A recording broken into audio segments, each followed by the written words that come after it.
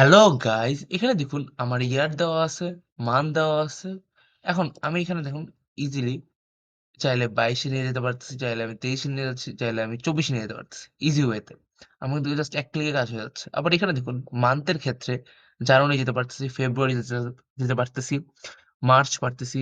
এভাবে এপ্রিল, মে, জুন আমি সবগুলো নিতে পারবো ইজি ওয়েতে। তো আমি এটা কিভাবে করছি? চলুন আলাদা একটা শিটে দেখে আসি। প্রথমে আপনি একটা টেবিল ক্রিয়েট করে নেবেন হোম থেকে।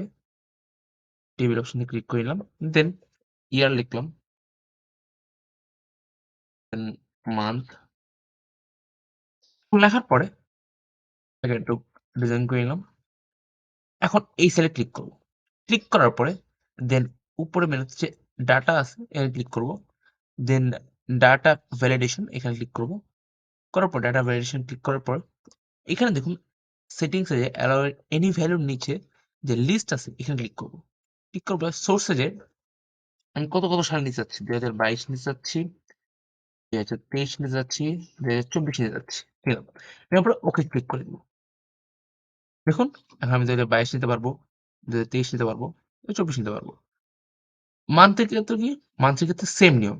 দেন ডাটাতে যাব, দেন ডাটা ভ্যালিডেশন, দেন অ্যালাউতে যে লিস্ট ক্লিক করব, দেন সোর্সে যে জানুয়ারি, ফেব্রুয়ারি, মার্চ, এপ্রিল, হুম, তাহলে মে, জুন 6 মাস নিয়ে নিলাম। নিয়ে ওকে ক্লিক করে দিব। দেন দেখুন চলে আসলো। জানুয়ারি, ফেব্রুয়ারি, মার্চ, এপ্রিল, মে, জুন। ইজি ওয়েতে।